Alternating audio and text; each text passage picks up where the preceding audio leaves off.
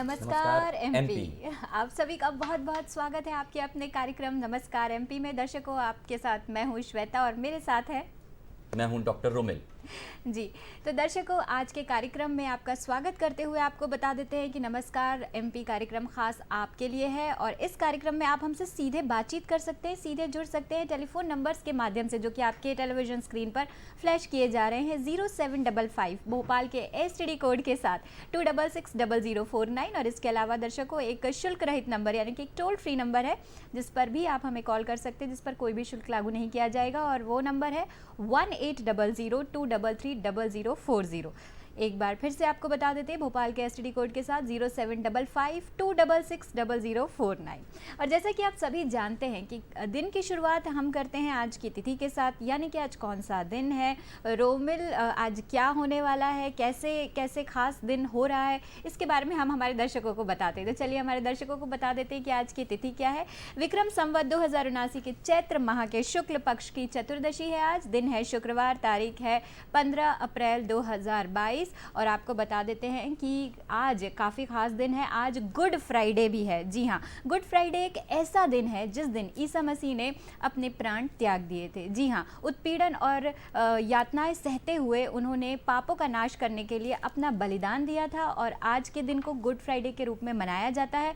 गिरजाघरों में प्रार्थनाएं होती हैं और इसके साथ ही इस दिन को good Friday, Holi Friday, great Friday भी कहा जाता है। और जैसा कि हम सभी जानते हैं कि बहुत ही पावन माह रमज़ान भी चल रहा है। आज 13वां रोज़ा है और आप सभी को इसकी बहुत सारी शुभकामनाएं। तो चलिए, ये तो हुई आज के दिन की बात और अब हम सीधे आ जाते हैं कि वर्तमान से हम थोड़ा सा इतिहास की तरफ जाते हैं कि इतिहास में देखते हैं कि आज के दिन क्या कुछ घटनाएँ घटित हुई थी देश विदेश में। आइए नज़र डालते हैं आज के इतिहास पर। जी हाँ दर्शकों, आज के इतिहास की अगर हम बात करें तो 1895 बाल गंगाधर तिलक ने रायगढ़ किले में शिवाजी उत्सव का उद्घाटन आज ही के दिन किया था। 1923 डायबिटीज़ के पीड़ित लोगों के लिए इंसुलिन बाजार में आज ही के दिन से उपलब्ध हुआ था। 1948 की बात कर रहे हैं, हिमाचल प्रदेश राज्य की स्थापना दिवस आज ही के दिन हुआ था, यानी कि आज हिमाचल दिवस के रूप में मनाया जाता है। इसके अलावा हैजा के जीवाणु पर शोध कार्य करने वाले भारतीय वैज्ञानिक शंभुनाथ डे का आज के दिन 1985 में निधन हो गया था। तो दर्शकों, ये कुछ खास इतिहास की झलकियां थी जो हमने आपके साथ साझा की कार्यक्रम नमस्कार एमपी में। और अब इतिहास के बाद हम सीधे आ जाते हैं आज के विचार पर, क्योंकि विचारों का हमारे जीवन पर बहुत ही गहरा प्रभाव पड़ता है। तो हम जानते हैं कि आज का विचार क्या है। रोमिल, आज आप हमारे दर्शकों के लिए क्या विचार लेकर आए? बिल्कुल, आज का विचार जो है वो हमारे पूर्व राष्ट्रपति डॉक्टर एपीजे अब्दुल कलाम जी ने कहा है, जो कि हमारे मिसाइल मैन थे जी। अगर तुम सूरज की तरह जलना और चमकना चाहते हो, अगर तुम सूरज की तरह चमकना चाहते हो तो पहले तुम्हें सूरज की तरह जलना सीखना पड़ेगा। तो तुम्हें पहले सूरज की तरह जलना सीखना पड़ेगा। जी बिल्कुल, अगर आप चमकना चाहते हैं, कुछ नाम कमाना चाहते हैं, कुछ बनना चाहते हैं, आप सोने की तरह आग में तपना चाहते हैं और कुछ बनना चाहते हैं, तो आपको पहले मेहनत करनी पड़ेगी। और आज का जो हमारा विषय है वो भी इसी से संबंधित है। क्या कहती हैं श्वेता जी? जी बिल्कुल ठीक कहा आपने कि अगर इस दुनिया को अपनी चमक दिखाना चाहते हैं तो कड़ी मेहनत और तप करके आपको अपने आप को बहुत जलाना होगा, तभी आप उस चमक को पूरे विश्व में बिखेर पाएंगे। और हमारा आज का जो विषय है आज की बात का, वो भी इसी से सीधा रिलेट करता है। जी हाँ दर्शकों, आज की बात में आज हम बात करने वाले हैं स्टार्टअप और इंक्यूबेशन से आत्मनिर्भर मध्य प्रदेश। जी हाँ, इस विषय पे बात करने के लिए आज हमारे साथ विषय विशेषज्ञ हैं। आइए उनका आपसे परिचय कराते हैं और उनका स्वागत करते हैं कार्यक्रम नमस्कार एमपी में। हमारे साथ आज हैं श्री चंद्रकांत तिवारी जी। आपका बहुत बहुत स्वागत है तिवारी जी कार्यक्रम नमस्कार एमपी में। आप अध्यक्ष हैं incubation masters of Asia Pacific region और आप एक टेक्नोलॉजी बिजनेस लीडर भी हैं। जी हाँ, और 12 वर्षों से अनवरत इसी क्षेत्र में अपना योगदान दे रहे हैं और सूरज की तरह चमक बिखेर रहे हैं। तो आइए उनसे बातचीत करते हैं और जानते हैं कि किस प्रकार स्टार्टअप और इंक्यूबेशन से हम अपने मध्य प्रदेश को आत्मनिर्भर बना सकते हैं। तो मेरा पहला सवाल चंद्रकांत जी आपसे यही होगा, हम जब भी सुनते हैं स्टार्टअप, है तो ये एक अंग्रेजी शब्द, लेकिन इसका अगर अर्थ देखें तो शुरुआत करना या चालू होना, इस तरीके के हिंदी अर्थ निकल के आते हैं। आप हमारे दर्शकों को समझाएं कि आखिरकार स्टार्टअप है क्या? नमस्कार आप सभी को, और मुझे इस प्रोग्राम में बुलाने के लिए आप दोनों का बहुत बहुत धन्यवाद। बहुत ही इंटरेस्टिंग इतिहास और इंटरेस्टिंग आज के विचार के साथ आपने इस प्रोग्राम को शुरू किया है। और जैसा आपने बताया, स्टार्टअप और इंक्यूबेशन सेंटर काफ़ी रिलेवेंट टॉपिक है और काफ़ी ट्रेंडिंग टॉपिक है। हम इसके बारे में डिटेल में बात करेंगे जैसे आपके प्रश्न होंगे और हमारे दर्शकों के प्रश्न होंगे। स्टार्टअप की जहाँ तक बात है, वो शुरू होता है एक विचार से।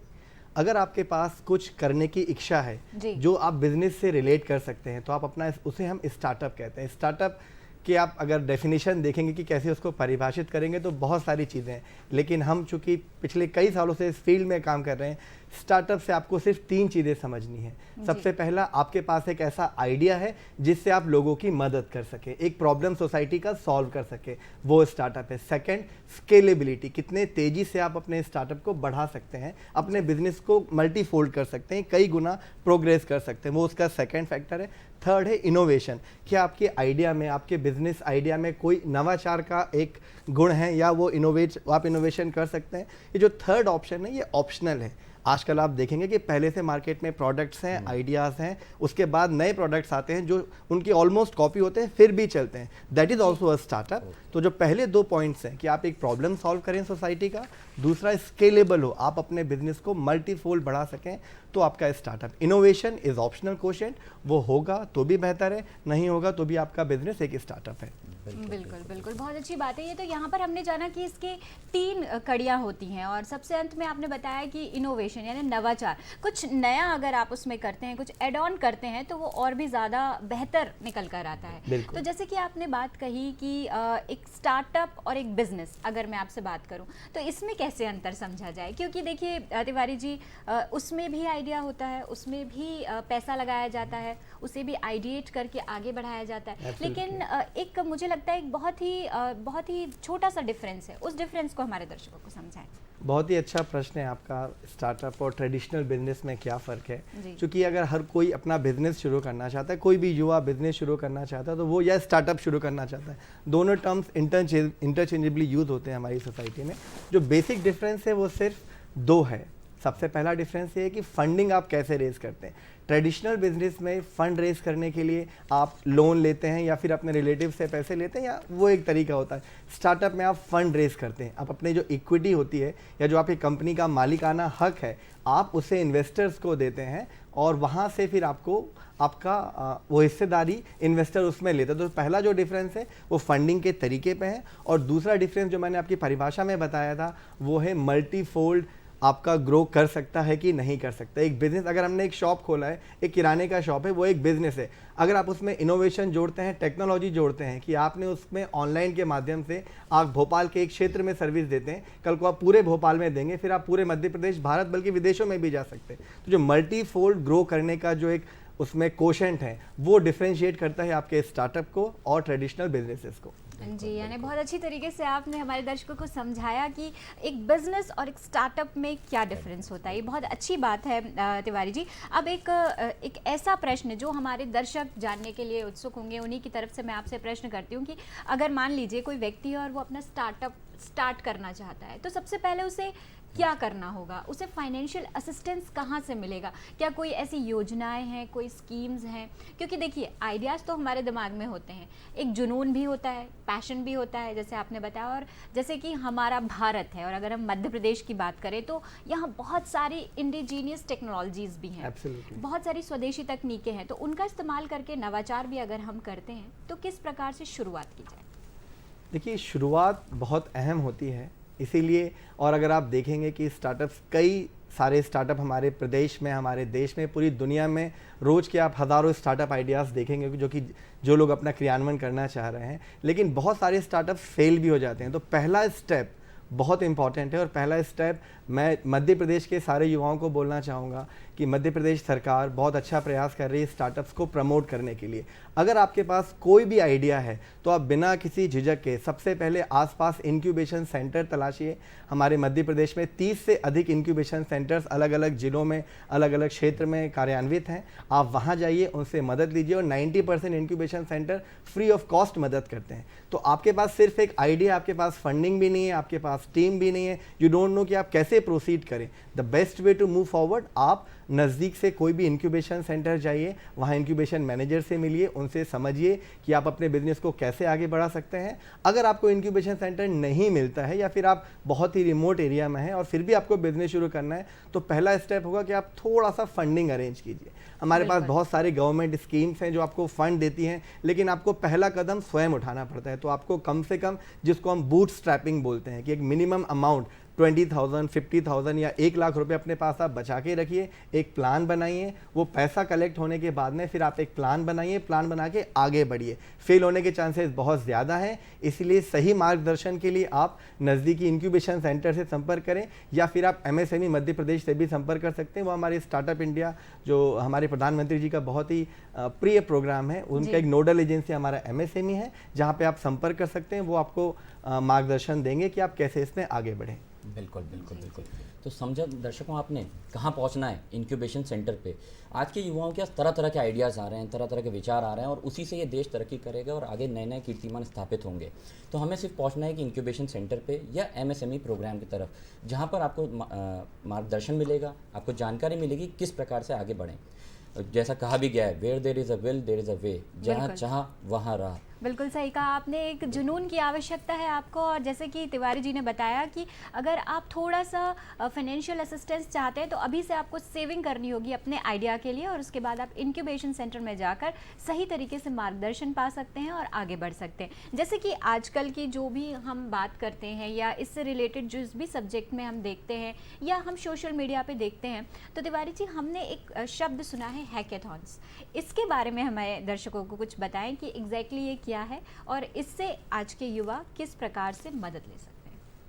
बहुत अच्छा ट्रेंडिंग टर्म है हैकाथॉन, और ये टर्म कई बार हमको डराते हैं, इंटिमिडेट करते हैं कि हैकाथॉन शायद इतना एक टेक्निकल शब्द है कि वो हम उसके लिए नहीं हैं। लेकिन बहुत ही सरल शब्दों में कहें तो हैकाथॉन एक प्रतियोगिता है। जैसे आप मैराथन में पार्टिसिपेट करते हैं, जिसमें आप भागते हैं, लंबे समय तक भागते हैं, और जो विजेता होते हैं उनको इनाम मिलता है, उनको पुरस्कार दिया जाता है। वैसे हैकाथॉन होता है आइडिया का मैराथन। आपके पास मल्टीपल आइडियाज़ हैं, या फिर आप एक शहर में, अगर हम हैकाथॉन की बात करें, अभी सागर शहर में हैकाथॉन स्मार्ट सिटी ने किया, अभी सतना स्मार्ट सिटी हैकाथॉन अगले महीने करने जा रहा है, जबलपुर आए दिन हैकाथॉन करते रहता है। तो हैकाथॉन मीन्स आपके आइडिया की प्रतियोगिता। आप आएँ, अपना आइडिया सबमिट करें। एक जूरी होती है जिसमें 12 से 15 स्टार्टअप एक्सपर्ट्स होते हैं, वो आपके आइडिया को जज करेंगे। वो 24 घंटे के लिए आपको एक बड़े हॉल में, बड़े लॉन में, बड़े होटल में रुकाया जाता है। सारे स्टार्टअप्स को आप अपने आइडिया को मेंटर्स की मदद से उस 24 घंटे में बनाते हैं। एक फाइनल प्रेजेंटेशन होता है और जो विनर्स होते हैं उनको पुरस्कार दिया जाता है, और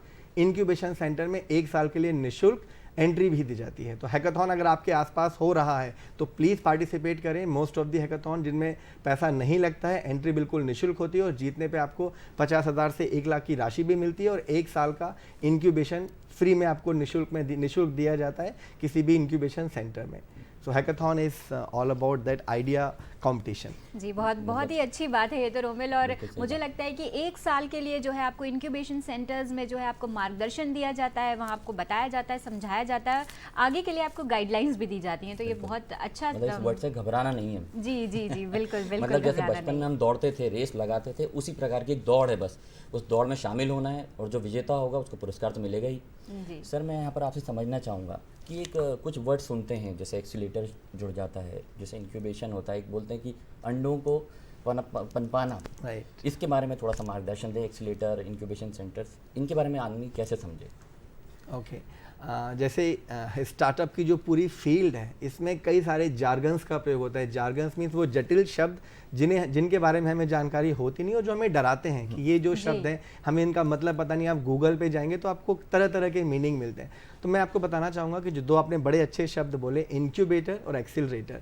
इंक्यूबेटर एक मेडिकल टर्म है। जब हमारे यहाँ पे कोई एक बच्चा आता है, वो अपरिपक्व बेबी होता है, तो उनको कुछ समय के लिए, 10 दिन के लिए, 15 दिन के लिए इंक्यूबेटर में रखा जाता है। वहीं से हमारी इंडस्ट्री ने शब्द लिया है इंक्यूबेटर, जिसे हम इंक्यूबेशन सेंटर भी कहते हैं। वहाँ जो आपका आइडिया आता है तो वो अपरिपक्व होता है। उस आइडिया को 9 महीने के लिए या 1 साल के लिए निःशुल्क 50 से अधिक मेंटर्स की मदद से, इंक्यूबेशन मैनेजर्स की मदद से, टेक्नोलॉजी एक्सपर्ट की मदद से आपके उस अपरिपक्व आइडिया को एक सक्सेसफुल बिजनेस में कन्वर्ट किया जाता है। और ये पूरा काम होता है 9 महीने से 1 साल के अंदर, जो इंक्यूबेशन सेंटर में किया जाता है। तो वो हुआ हमारा इंक्यूबेशन सेंटर, जहाँ पे आपको निःशुल्क बैठने की जगह, आपको इंटरनेट, आपको 50 से अधिक मेंटर्स, आपको टेक्नोलॉजी सपोर्ट और आपको फंडिंग, ये सारी चीज़ यहाँ तक कि IPR और पेटेंटिंग में मदद भी की जाती है। ये हुआ हमारा इंक्यूबेशन सेंटर।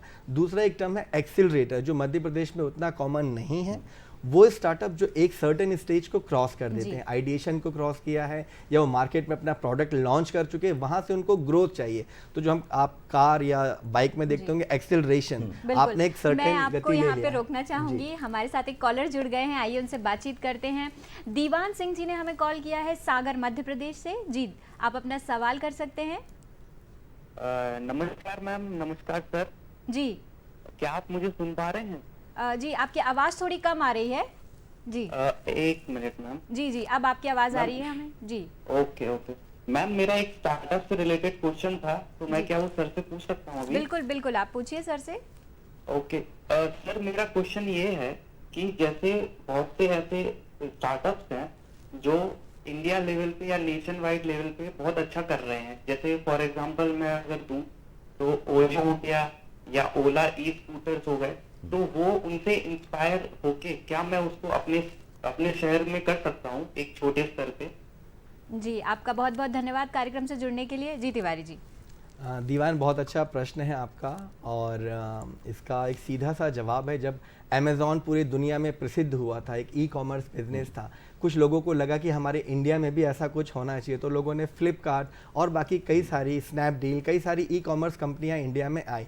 लोग कहते हैं वो एक कॉपी पेस्ट है, बट उसकी हमें चिंता नहीं करनी है। अगर मार्केट है, जैसा हमने अपनी परिभाषा में बताया था, अगर आपको लगता है कि ओला स्कूटर की आपके शहर में आवश्यकता है, लोगों को उसकी ज़रूरत है, आप लोगों की मदद कर सकते हैं और पैसे भी बना सकते हैं। As long as that market is there, आपको लगता है कि आपके शहर में वो चीज़ चलेगी, बिल्कुल आप उस कॉन्सेप्ट को जो आप बड़े शहरों में देखते हैं उसे छोटे शहर में लेके आइए और उसको अच्छे से उसका क्रियान्वयन कीजिए। एक बहुत ही अच्छा, इसी तरह से स्टार्टअप हमारे पनपते हैं। हम जब आइडियाथॉन्स करते हैं, जैसे हैकाथॉन है वैसा ही आइडियाथॉन है कि हम कैसे स्टार्टअप आइडियाज़ जनरेट करें। वहाँ हम लोगों को बताते हैं कि आपको रिसर्च करनी पड़ती है। एक रिसर्च करनी पड़ती है लोकल इकोसिस्टम की, जहाँ पे आप टारगेट करें, और एक दुनिया में क्या हो रहा है, आपको उससे कनेक्टेड रहना है कि बाकी शहरों में किस तरह से इनोवेशन हो रहा है। क्या वहाँ से हम कोई टेक्नोलॉजी या वहाँ से कोई आइडिया या एक प्रोडक्ट अपने शहर में लेके आ सकते हैं, जिससे लोगों का जीवन भी सुगम होगा और आप अपने बिजनेस से कुछ पैसा भी बनाएंगे। So yes, that's a very good point Diwan, आप बिल्कुल ऐसा कर सकते हैं। द ओनली पॉइंट इज आपको अपने शहर में उसकी आवश्यकता है कि नहीं, इस चीज़ को समझना है, उसके बाद आप उस पर पैसे लगा के अपना स्टार्टअप शुरू कर सकते हैं। जी, बहुत बहुत अच्छा जवाब। और जैसे कि तिवारी जी ने कहा, मैं इस बात को और भी अच्छे तरीके से बताना चाहूँगी कि इकोसिस्टम, ये भी एक नाम आता है। एक ऐसा परिवेश, एक ऐसा जो है आसपास का वातावरण, उसे आप पहले रीड कर ले, उसे आप पहले समझ ले कि आपके शहर में किस चीज़ की आवश्यकता सबसे ज़्यादा अधिक है। उसके बाद ज़रूरी नहीं है, जैसे कि सर ने भी कहा कि हम कॉपी पेस्ट कर रहे हैं, इन सारी बातों से डरने की बिल्कुल आवश्यकता नहीं है। अगर आप इस इकोसिस्टम को समझ जाएंगे तो आप अपना आइडिया यहाँ पर भी अप्लाई कर सकते हैं। बिल्कुल तिवारी जी। जी, और जैसे कि हम इस टेलीफोन कॉल से पहले बात कर रहे थे एक्सीलरेटर की, तो उसके बारे में कुछ बताएं। राइट, तो जो हमने बताया था, जैसे हम कार या बाइक में देखते हैं कि सर्टेन स्पीड लेने के बाद आप एक्सीलरेट करते हैं, तो वो स्टार्टअप जिनका प्रोडक्ट मार्केट में आ चुका है, यहाँ से उन्हें एक रफ्तार पकड़नी है, उनको अपना मल्टीफोल्ड ग्रोथ चाहिए, और भी शहरों में एक्सपेंड करना है, वहाँ पे उनको और फंडिंग चाहिए। इसके लिए एक्सीलरेटर्स की ज़रूरत होती है। अनफॉर्चुनेटली मध्य प्रदेश में ज़्यादा एक्सीलेटर नहीं, अभी जबलपुर स्मार्ट सिटी ने अपना एक्सीलरेशन प्रोग्राम शुरू किया है। ऐसे कुछ इंक्यूबेशन सेंटर स्टार्ट कर रहे हैं, बट अभी जो हमारे अर्ली स्टेज के स्टार्टअप हैं, जो युवा है जो इस प्रोग्राम को देख रहे हैं, सबसे पहले आप इंक्यूबेशन सेंटर से आइए, उस स्टेज तक आइए, वहाँ से किन एक्सीलेटर से जुड़ना है वो आपको इंक्यूबेशन सेंटर मदद कर सकते हैं। और मुंबई में, हैदराबाद में और सिलिकॉन वैली में जो इंक्यूबेशन सेंटर है, जो एक्सीलरेटर है, वहाँ से आपका टाई अप हो सकता है। वहाँ पर आप मार्केट रिसर्च कर सकते हैं,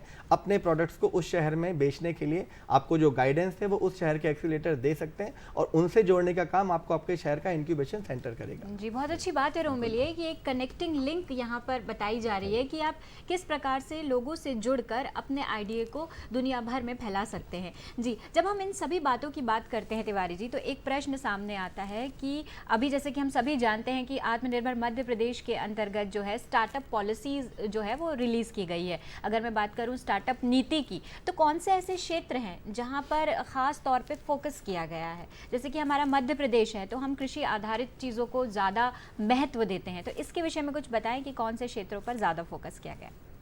बिल्कुल, अभी 2 महीने पहले ही हमारी स्टार्टअप पॉलिसी मुख्यमंत्री जी ने उसको अनाउंस किया और एक बहुत अच्छी पॉलिसी बनी है। हम चाहेंगे कि आप लोग उस पॉलिसी की स्टडी करें, अपने अधिकारों को जानिए। सरकार आपकी मदद करने के लिए ललायित है, प्रेरित है, काफ़ी अच्छे प्रोग्राम शुरू किए हैं। कई बारी जानकारी के अभाव की वजह से वो हमें पता नहीं होता कि ऐसी स्कीम हमारे लिए बनी है, और इस तरह के प्रोग्राम भी मदद करते हैं जब आप लोग हमारे माध्यम से और भी एक्सपर्ट्स के माध्यम से लोगों को बताते हैं कि कैसी पॉलिसीज़ हैं।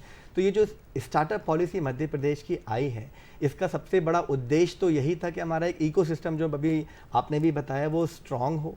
हमारे जो नौजवान हैं वो प्रेरित हों कि आप अपना बिजनेस, आपको जॉब करने के अलावा आप जॉब क्रिएटर भी बन सकते हैं, वो एक विकल्प देना, एक पूरे इकोसिस्टम को डेवलप करना स्टार्टअप पॉलिसी का उद्देश्य है। और जहाँ तक क्षेत्रों की बात है तो सबसे ज़्यादा फोकस किया गया है इस बार 2 चीज़ों पे, एग्रीकल्चर और प्रोडक्ट डेवलपमेंट। आप देखेंगे कि जो हमारा इंडस्ट्री है, ये हमारे इंडिया में जो इकोसिस्टम है, इन जनरल हम लोग सर्विसेज पे ज़्यादा बेस्ड हैं। हमारे यहाँ प्रोडक्ट कम बनाए जाते हैं। वो क्यों कम बनाए जाते हैं? जैसे हमारे यहाँ क्रिकेट में कहा जाता है कि हमारे यहाँ बहुत अच्छे बैट्समैन हैं, जो कि हमारे एंसेस्टर्स बड़े अच्छे बैट्समैन थे, कपिल देव, सचिन तेंदुलकर, सुनील गावस्कर, विराट कोहली, तो उनको हम देखते हैं। पाकिस्तान में अच्छे बॉलर्स आते हैं। वैसे इंडिया में सर्विस इंडस्ट्री का बोलबाला है। शुरू से आप देखेंगे, अगर IT कंपनी की बात करें तो सर्विसेज पे हमने फोकस किया, प्रोडक्ट पे कम किया। लेकिन अभी हमारा मध्य प्रदेश सरकार, भारत सरकार चाहती है कि आप प्रोडक्ट डेवलप करें। प्रोडक्ट डेवलप करने के लिए आपको जो भी रिसर्च चाहिए, जो भी मदद चाहिए, आपको इक्विपमेंट चाहे जो आप MSME के इस्तेमाल कर सकते हैं। तो इस बार जो फोकस किया गया है वो 2 चीज़ों पे किया गया है। सबसे पहले आप एग्रीकल्चर और ड्रोन बेस्ड स्टार्टअप्स को स्पेशल प्रिविलेज दिया गया है, और दूसरा आप प्रोडक्ट डेवलप करें। उसके लिए आपको जो भी मदद चाहिए वो मध्य प्रदेश सरकार आपको मदद करेगी। जी, बहुत अच्छी बात है। इस नीति के अंतर्गत ऐसी कई सारी योजनाएं भी हैं जो आजकल के युवाओं को नवाचार करने के लिए और अपना स्टार्टअप शुरू करने के लिए बहुत सारी सुविधाएं देती है, इंक्यूबेशन सेंटर्स प्रोवाइड कराती है और साथ ही कनेक्टिंग लिंक्स उन्हें देती है जिससे वो आगे बढ़ सके। क्यों रोमिल? बिल्कुल सही बात है सर। यहाँ पर एक प्रश्न मैं इसी में जोड़ना जल्दी से चाहूँगा कि ये महिलाओं के लिए भी क्या स्टार्टअप्स में कुछ अलग से योजना है? क्योंकि आज की तारीख में महिलाएं बहुत तेज़ी से आगे बढ़ रही हैं और कई हद तक बहुत आगे हैं। श्वेता जी हमारी लाइव एग्जांपल है। पर क्या महिलाओं के लिए इंक्यूबेशन सेंटर्स में कुछ अलग से स्कीम्स या ऐसा कुछ, या सरकार द्वारा कुछ दी जा रही है नीतियाँ? देखिए, बिल्कुल, जैसे हमने बात की, स्टार्टअप इंडिया प्रोग्राम है जो भारत सरकार द्वारा संचालित है, और स्टार्टअप पॉलिसी हमारी मध्य प्रदेश में है। महिलाओं को इंक्यूबेशन पीरियड में, अगर एक नॉर्मल स्टार्टअप के लिए 9 महीने का इंक्यूबेशन पीरियड है, तो महिलाओं के लिए 12 महीने का इंक्यूबेशन पीरियड होता है। सबसे पहले जो लोन के लिए अगर आप अप्लाई करते हैं, आपको 15% सब्सिडी नॉर्मल स्टार्टअप को है, तो आपको 20% अधिक सब्सिडी महिला, अगर आप, लेकिन उसमें एक ही कंडीशन है कि जो महिला, जो हम बात करते हैं वुमेन फाउंडर्स की, उनका स्टेक 51% से ऊपर होना चाहिए। कई बार सिर्फ हम वो स्कीम का बेनिफिट लेने के लिए एक को फाउंडर ले लेते हैं जिनका 5 या 10% स्टेक देते हैं, और हम कहते हैं कि वो हमारा वुमेन बेस्ड स्टार्टअप है। वैसा नहीं है।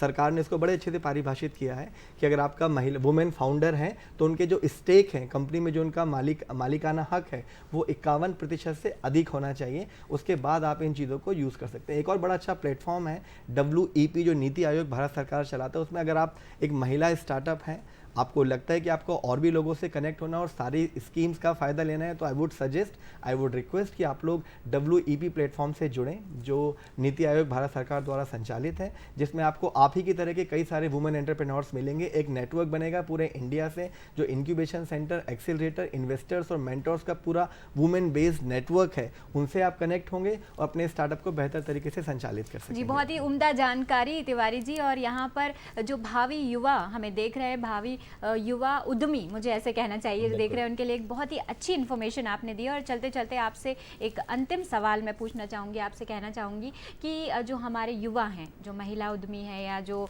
युवा उद्यमी है, उनके लिए आप क्या संदेश देना चाहेंगे? क्योंकि जैसे कि शुरुआत हमने की थी तो आपने बताया था कि कई बार हमारे स्टार्टअप्स फेल भी हो जाते हैं, तो एक मानसिक शक्ति की भी आवश्यकता होती है, एक मोटिवेशन की भी आवश्यकता होती है। तो कुछ संदेश हमारे दर्शकों को। संदेश यही है कि सबसे पहले तो आपको डरना नहीं है।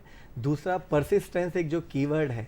आप स्टार्टअप शुरू करते हैं, आपको दिखता है कि बहुत सारे यूनिकॉर्न बने हैं जिनका $100 बिलियन का वैल्यूएशन है, हमको लगता है कि हम रेस में पीछे हो जाएंगे। परसिस्टेंस, आप अपने आइडिया पे निरंतर काम करते रहें।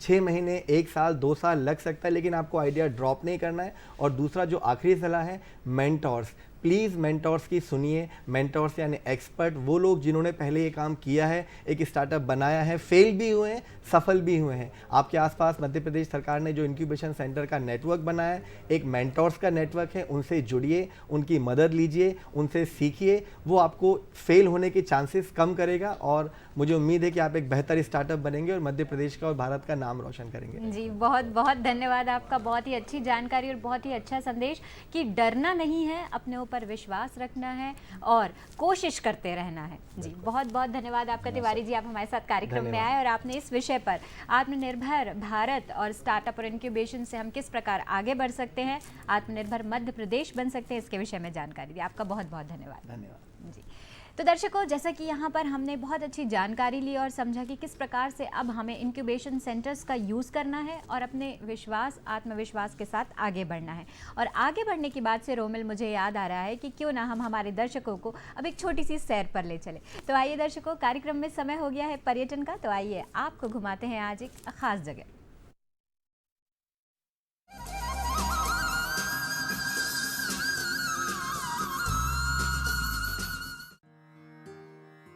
कालजयी कवि कालिदास और उज्जैन के सम्राटों की आराध्य देवी मां गढ़कालिका का ये मंदिर पुराने उज्जैन में आज भी शोभायमान है।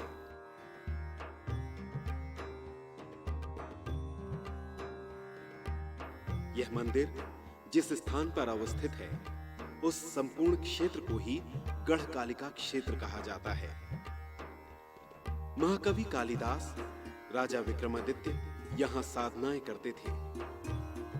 सम्राट हर्षवर्धन ने ईस्वी सन 606 में इस मंदिर का जीर्णोद्धार करवाया था। सिंदूर युक्त भव्य प्रतिमा के मस्तक पर चंद्रमा सुशोभित है तथा दाएं बाएं महालक्ष्मी व महासरस्वती की प्रतिमाएं स्थापित हैं। कहा जाता है कि उज्जैन के महाकवि कालिदास को शास्त्रों का दिव्य ज्ञान इसी मंदिर से मिला था। त्रिपुरा महात्म्य के अनुसार देश के 12 शक्तिपीठों में से यह छठा स्थान है। यह मंदिर जिस स्थान पर है, वहां पुरानी अवंतिका नगरी बसी हुई थी। कालांतर में धूलकोट के कारण यह दब गई थी। गढ़ की देवी होने के कारण इनका नाम गढ़कालिका पड़ा। कालिदास की आराध्य देवी गढ़कालिका का मंदिर आज भी उज्जैन के भैरवगढ़ क्षेत्र में स्थापित है। माता का स्वरूप काफी प्रसन्नतादायक है।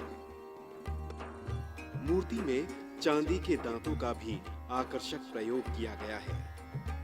माता की मूर्ति सिंदूर वर्णी है, जिसका प्रातः से ही स्नान, अभिषेक व श्रृंगार पंडितों द्वारा किया जाता है। मंदिर के अंदर गणेश जी की प्राचीन पौराणिक प्रतिमा है। सामने ही पुरातन हनुमान मंदिर है। इस मंदिर की रक्षा हनुमान जी की ये सेना 24 घंटे करती है।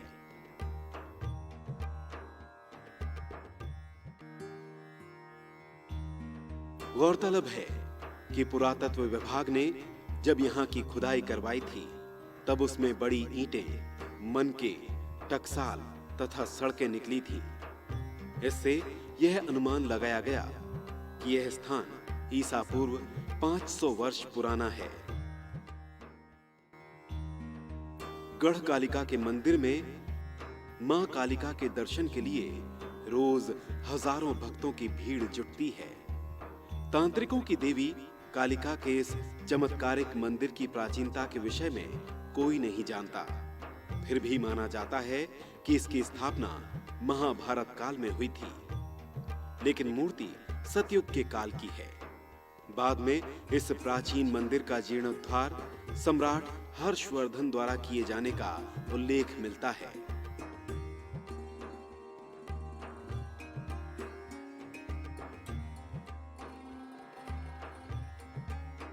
स्टेट काल में ग्वालियर के महाराजा ने इसका पुनर्निर्माण कराया। यहाँ पर नवरात्रि में लगने वाले मेले के अलावा भिन्न भिन्न मौकों पर उत्सवों और यज्ञों का आयोजन होता रहता है।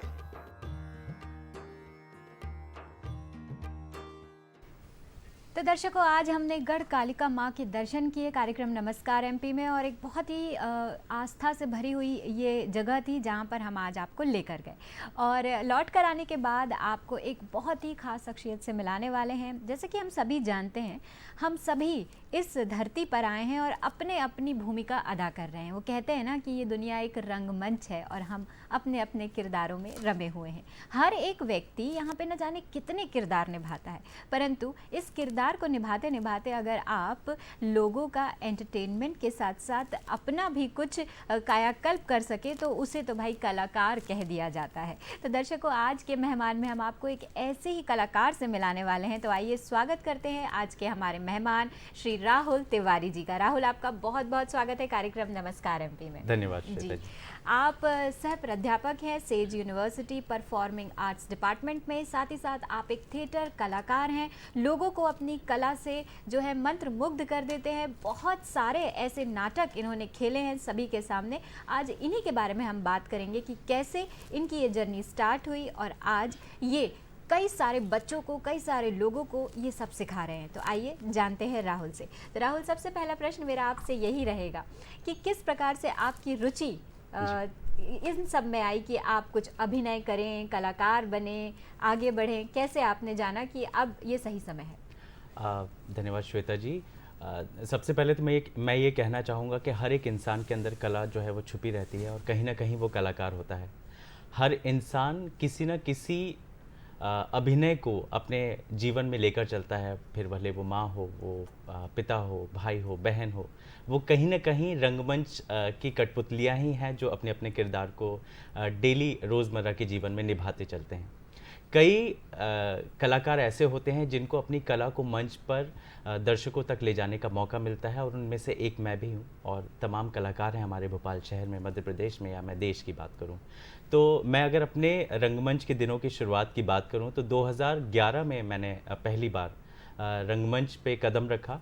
और मिस्टर सरफराज हसन साहब हैं जो कि भोपाल में एक जाना माना नाम है, उनके साथ मैंने अपने रंगमंच की शुरुआत की। और एक नन्हे से बच्चे की तरह उन्होंने मेरा हाथ पकड़ा और मुझे रंगमंच की बारीकियों से अवगत कराया। और रंगमंच पे जितनी भी कलाएं होती हैं जिनकी ज़रूरत एक कलाकार को होती है, उन सब से अवगत कराया और मुझे मौका दिया कि मैं रंगमंच पर अपनी कला को दर्शकों के सामने प्रस्तुत कर सकूं।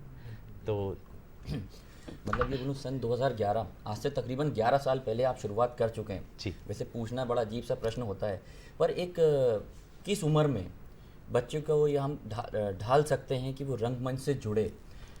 जी, मतलब क्योंकि आपकी उम्र तो मेरे को पूछना लाजमी नहीं रहेगा टेलीविजन स्क्रीन पे। देखिए, कला जो है वो कई बार ऐसे कहते हैं कि भगवान की देन है, तो वो बाय बर्थ भी होती है। जी। कई बार कला की टेक्निक्स होती हैं जिनको इंसान जो है वो सीखता है, उनको तराशता है और मंच पर लेकर आता है। तो मैं अगर उम्र की बात करूं तो एक बच्चा जब चलना या माँ का नाम लेना भी शुरुआत कर देता है, तब से वो कलाकार जो की श्रेणी में आना चालू कर सकता है। मेरे ख्याल से अगर मैं प्रैक्टिकली बात करूं तो 5-6 साल की उम्र काफ़ी होती है किसी भी इंसान को कला के क्षेत्र में आने के लिए, क्योंकि अगर आप बचपन से ही उसकी बारीकियों से अवगत होते हैं, उसकी टेक्निकल जो चीज़ें होती हैं उसको समझते हैं, तो जितना समय आप आपको मंच पर देते हैं, जितना समय आप अपने आप को तराशने में देते हैं, उतनी ज़्यादा आपकी कला जो है वो निखरती है।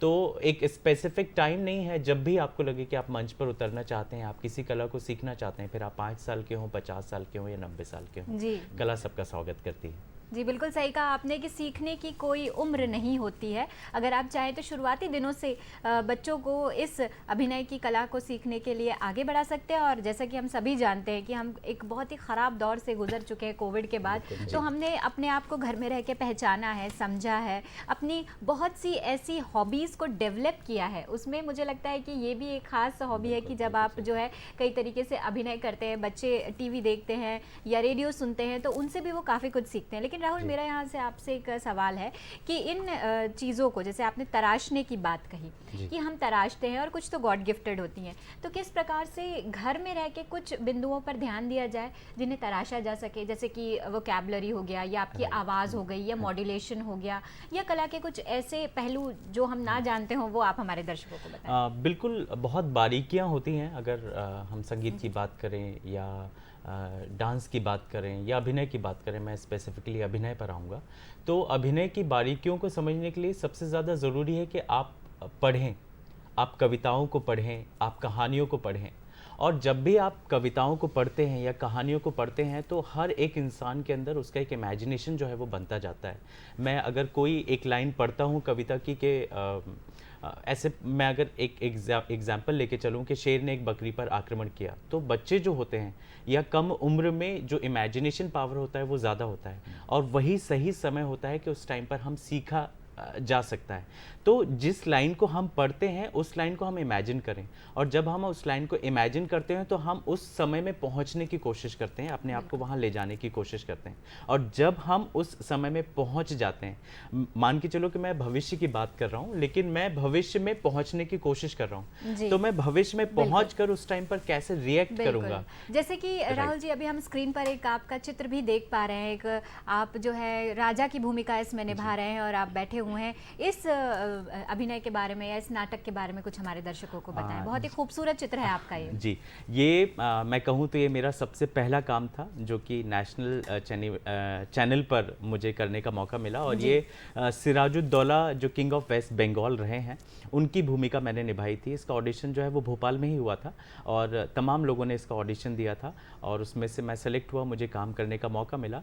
तो बहुत सारा मदद जो है, जैसे अभिनय हम करते हैं तो खाली अभिनय नहीं होता, आपके कैरेक्टर को बहुत सारी चीज़ें सपोर्ट करती हैं, जैसे कि कॉस्ट्यूम हो गया, मेकअप हो गया, उस टाइम पे जो बैकग्राउंड स्कोर है, म्यूजिक जो चल रहा है, ये सारी चीज़ें आपके अभिनय को निखारती हैं। फॉर एग्जांपल अगर मैं राजा का किरदार करूं और मैं भी जैसे पैंट शर्ट पहना हुआ मैं ऐसे में बैठूंगा तो ऑडियंस उसको एक्सेप्ट नहीं करेगी, बिल्कुल इतना प्रभावी नहीं लगेगा वो। और जैसे कि ये तो कॉस्ट्यूम, मेकअप और आपने बाकी बारीकियों की बात की राहुल जी, लेकिन जैसे कि जो एक एटीट्यूड होता है, जो एक चेहरे का जो एक भाव होता है, उसे किस तरीके से आप तराशते हैं वो बताइए। क्योंकि जैसे कि हमने आपका चित्र देखा, उसमें जो आपका एक एटीट्यूड था, जो एक राजा की भूमिका में आप बैठे हुए थे, वो आपने किस तरह डेवलप किया? क्योंकि हजारों लोगों में ऑडिशन देने के बाद रोमिल, अगर हम उसमें सिलेक्ट होते हैं तो ये कुछ ना कुछ एक आंतरिक बहुत ही बड़ा भाव होता होगा, उसके बारे में कुछ बताएं। जी बिल्कुल, बहुत अच्छा सवाल आपने किया।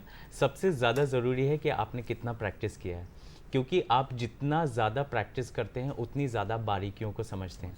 हमारे नाट्यशास्त्र की मैं अगर बात करूं तो जो भरत मुनि ने नाट्यशास्त्र लिखा है वो पंचम वेद माना गया है। जैसे हमारे जो 4 वेद हैं उसके बाद पंचम वेद में नाट्यशास्त्र की व्याख्या जो है वो की गई है।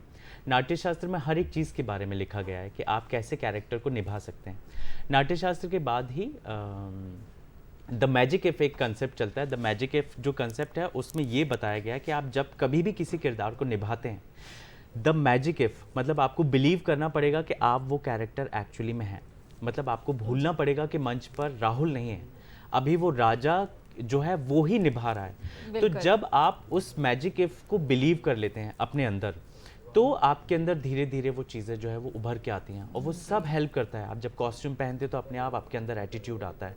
आप राजा, आप जब आपको पता चलता है कि आपके नीचे 50 लोग काम करने वाले हैं, तो वो जो रुआब है वो रुआब को आपको फील करना पड़ेगा। उस टाइम पे आपको भूलना पड़ेगा कि आप राहुल नहीं हैं, आप असिस्टेंट प्रोफेसर नहीं, now you are the king of the world. तो वो जो एक ख्याल है वो आप आपके अंदर लेकर आते हैं, वो आपको बहुत मदद करता है किसी भी कैरेक्टर को निभाने में। बिल्कुल। और जैसे कि रोमिल, हमने सुना भी है कि कई दफ़ा हम कोई फिल्म देखते हैं या कोई कार्यक्रम देखते हैं और उसके बाद हम उस किरदार से मिलते हैं तो देखते हैं कि देखिए वो कैरेक्टर छोड़ चुका है या वो अभी तक कैरेक्टर में है। तो ये सब बिंदु बहुत मायने रखते हैं। जो कहा जाता है ना कि प्रैक्टिस मेक्स मैन परफेक्ट, बिल्कुल, तो वही लाजमी हो रहा है यहाँ पर, वही सच साबित हो रहा है। और ये अपने आप को एक ऐसा बोलना चाहिए कि जादू की छड़ी अपने ऊपर ही छिड़क लो कि भैया मैं वो कैरेक्टर में हूँ, मैं राजा बन गया हूँ। मैं यहाँ पर आपसे समझना चाहूँगा, जैसे शुरुआती दिनों में आपके साथ भी हुआ होगा और कई नए चेहरों के साथ होता है कि गलतियाँ हो जाती हैं, भाई बोलते हुए भूल गए या करते करते में कुछ फंबल हो गया या कुछ गलतियाँ हो गई, उसको कैसे संभाला जाता है और उसमें उसके बाद कॉन्फिडेंस को कैसे बूस्ट किया जाता है? ये आज के नए न्यू कमर्स के लिए आपका एक मैसेज भी हो जाएगा।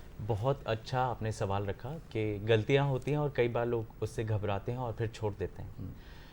कला एक ऐसा क्षेत्र है जिसमें आपको जी जान से पीछे लगना पड़ेगा।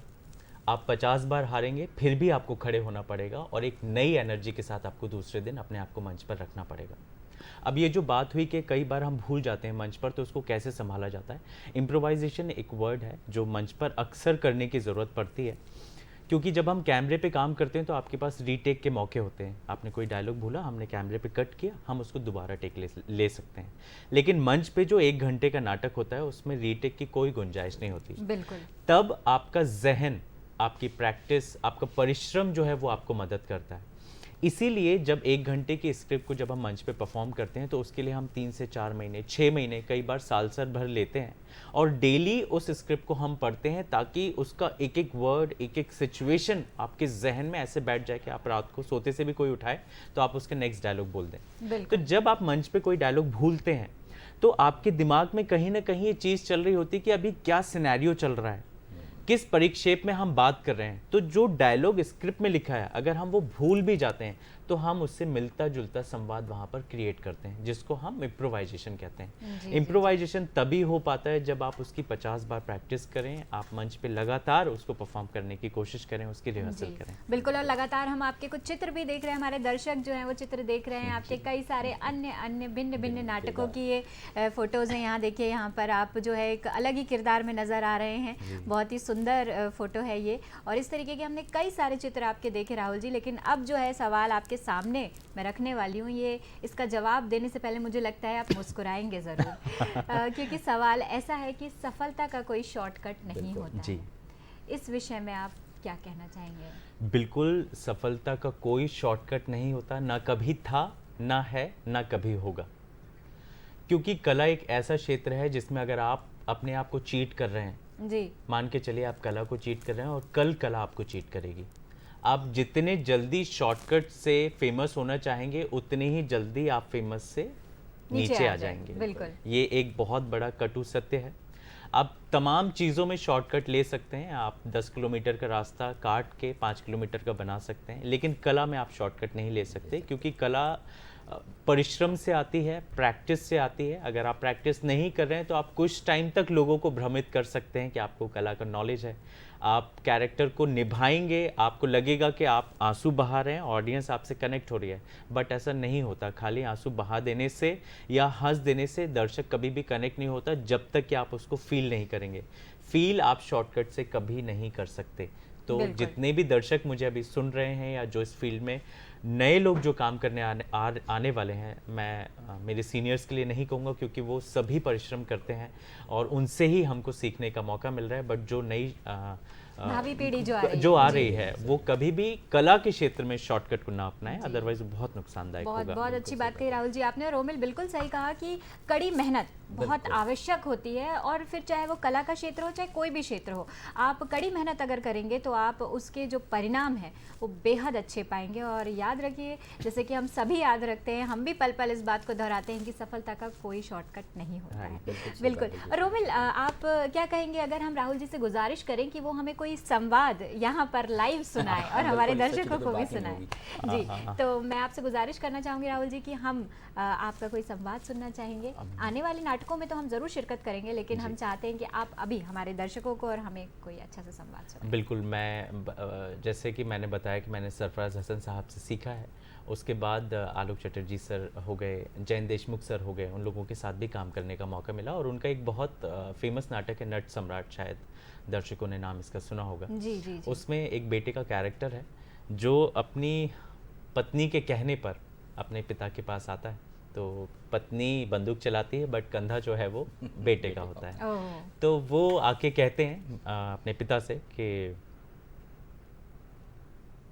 पिता सो रहे हैं सपोज रूम में, अप्पा आप सुन रहे हैं, आप सो रहे हैं क्या? अप्पा पिछले 12 साल पहले हम लोग इस फ्लैट में रहने आए थे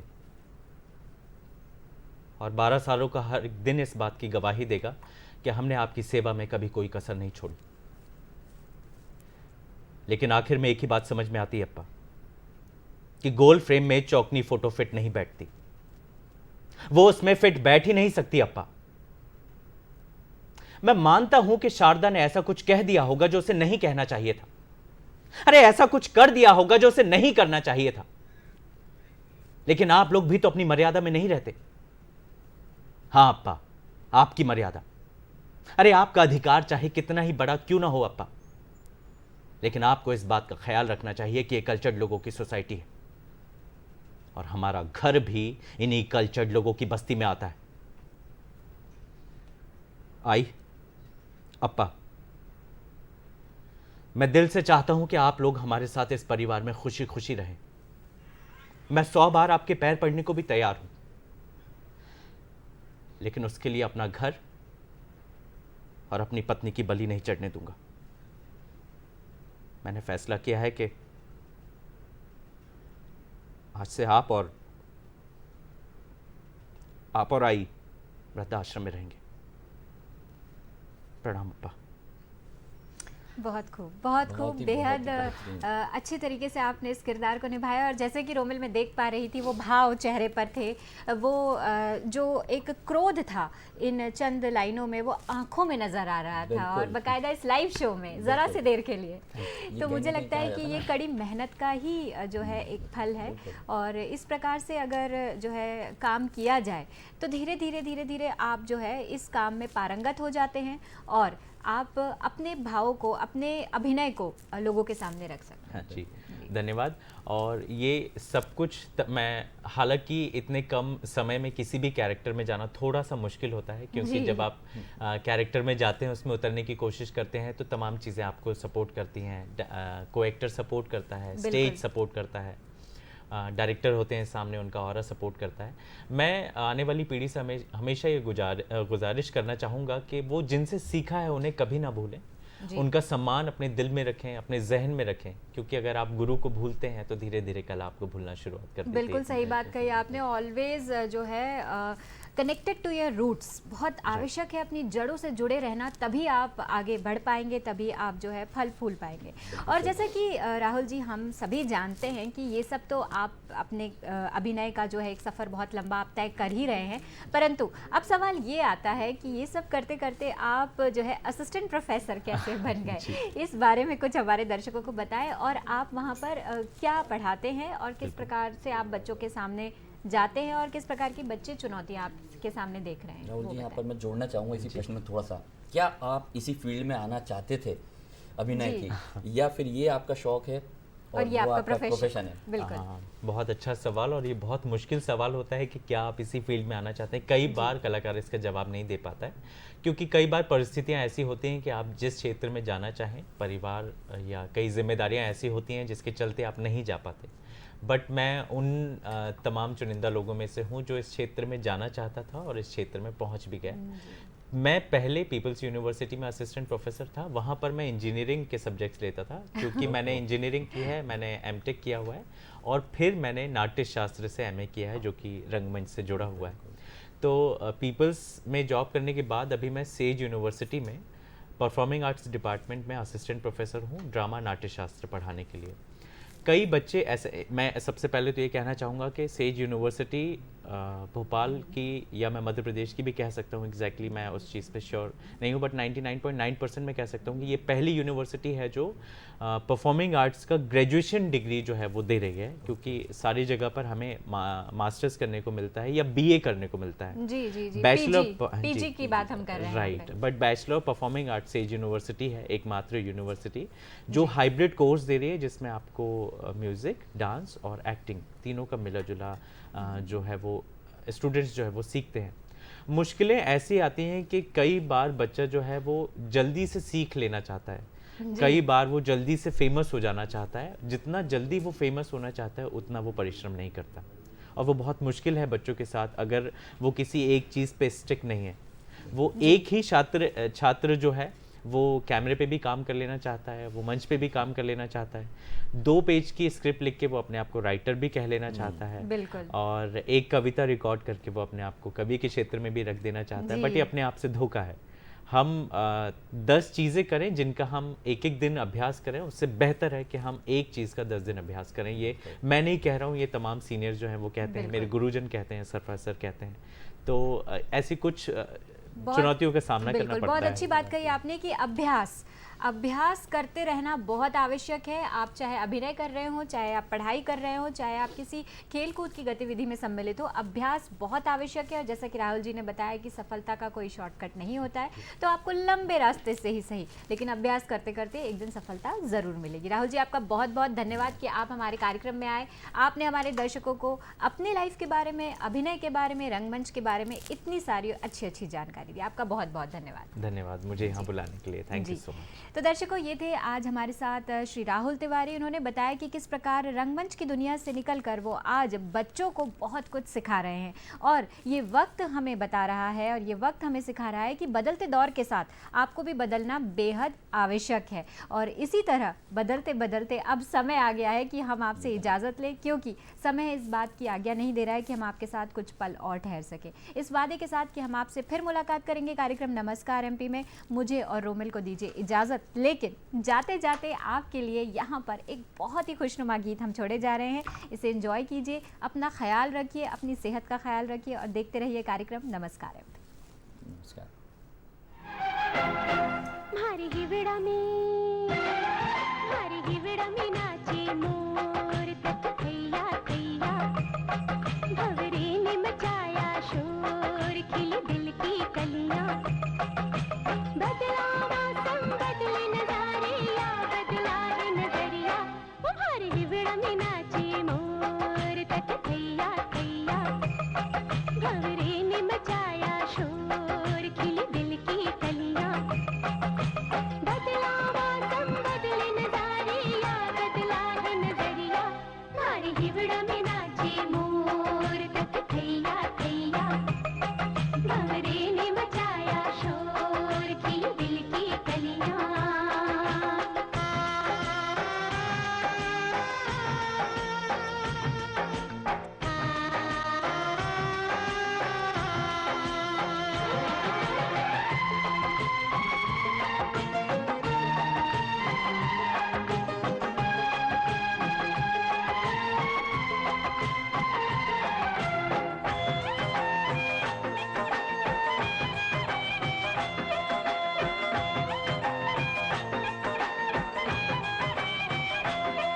तू नई नवेली दुल्हन है, तेरा रूप प्यार का दर्पण है।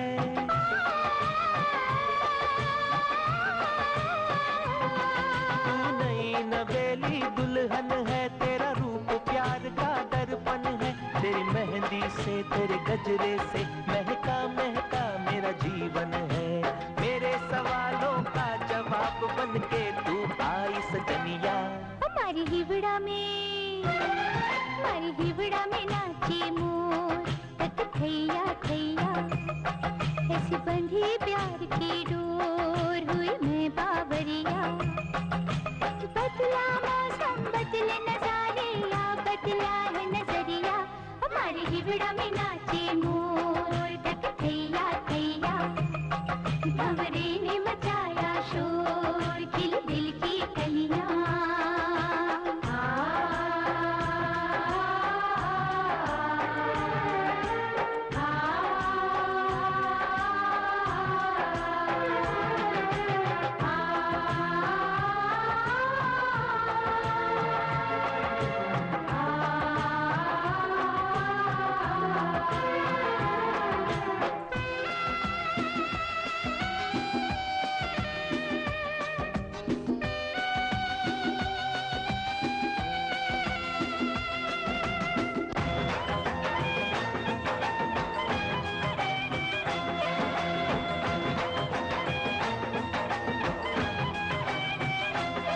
ये प्यार का सावन आया है, संग प्रीत का मौसम लाया है।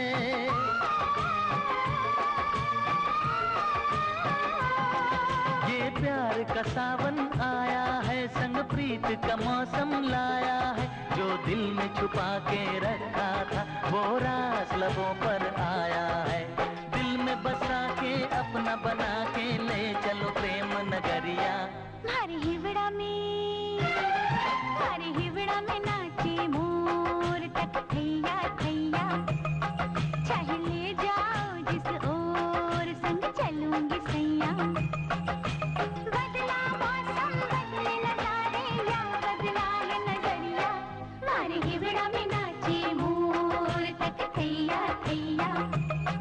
भंवरे